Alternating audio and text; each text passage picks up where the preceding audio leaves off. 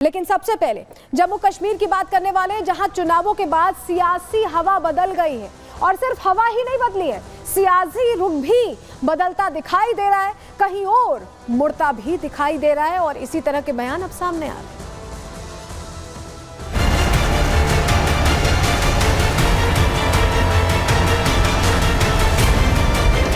हमने कभी ये नहीं कहा कि हम 370 पे खामोश रहेंगे।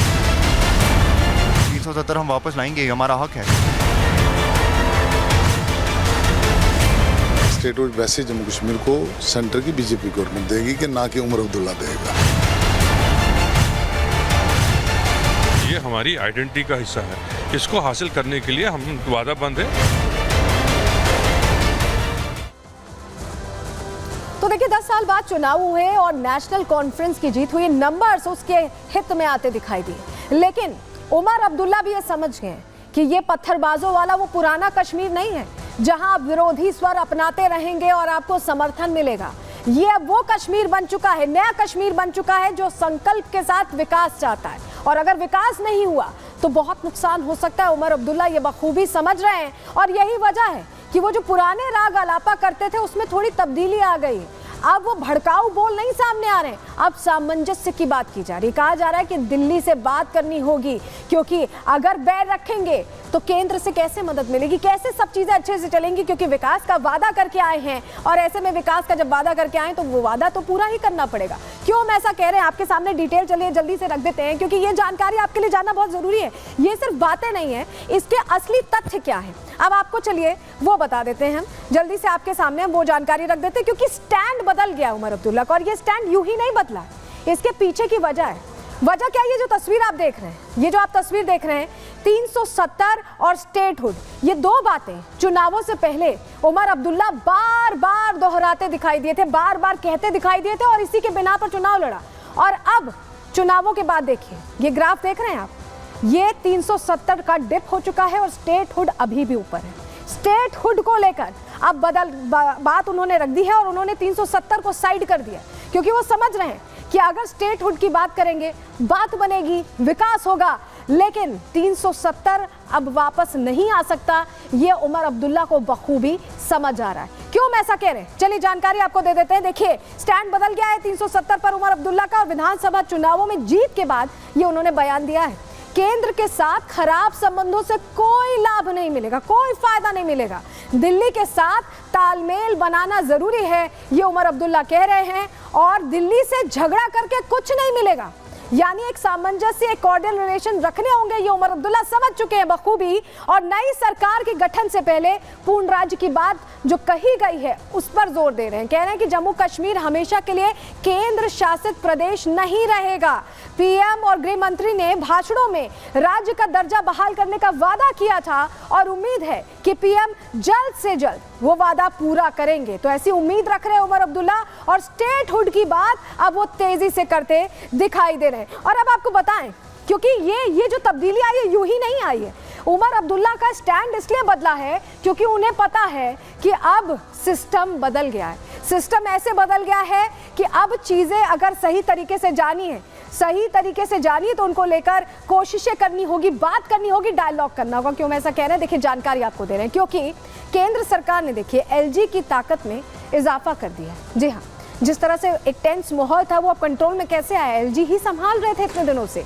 जम्मू कश्मीर पुनर्गठन अधिनियम 2019 में जो संशोधन किया गया, उसके बाद ये तब्दीली हुई है। संशोधन के बाद एलजी के पास ज्यादातर अधिकार है, ऐसे में कॉर्डियल रखना पड़ेगा, बातचीत रखनी पड़ेगी। पुलिस से लेकर सार्वजनिक व्यवस्था का भी अधिकार एलजी को मिला हुआ है। केंद्र सरकार ने एलजी के काम करने का दायरा बढ़ा दिया है, क्योंकि एलजी ही इतने दिनों से, जब एक 370 हटने के बाद से जब एक तरह से डिलिमिटेशन हो रहा था, तमाम चीजें हो रही थी, उस दौरान एलजी ही संभाल रहे थे। और अब उनके साथ बातचीत, कम्युनिकेशन रखना होगा और तभी चीजें बेहतर हो पाएंगी। लेकिन आपको बताएं कि जिस तरह से जमहूरियत की बात होती है, कश्मीरियत की बात होती है, इंसानियत की बात होती है, जो कहते थे वाजपेयी, उमर अब्दुल्ला समझ रहे हैं कि अब इस कश्मीर में वही लागू करना पड़ेगा, तभी बेहतरी आएगी। और यही वजह है कि बदले बदले सुर उमर अब्दुल्ला के नजर आ रहे हैं। रिपोर्ट आपके सामने रख रहे हैं।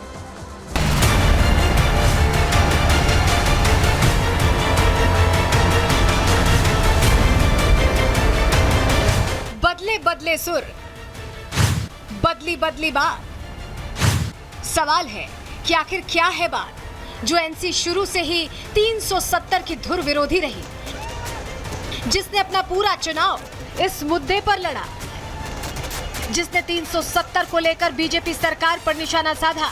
अब विधानसभा चुनाव जीतने के बाद उसी पार्टी के नेता उमर अब्दुल्ला बदले बदले नजर आ रहे हैं। 370 पर नरम तेवर दिखा रहे हैं, 370 से आगे स्टेट हुड को रख रहे हैं, केंद्र सरकार से तालमेल ठीक करने की बात कर रहे हैं। जमहूरियत को पिछले 8-10 साल से पनपने नहीं दिया गया।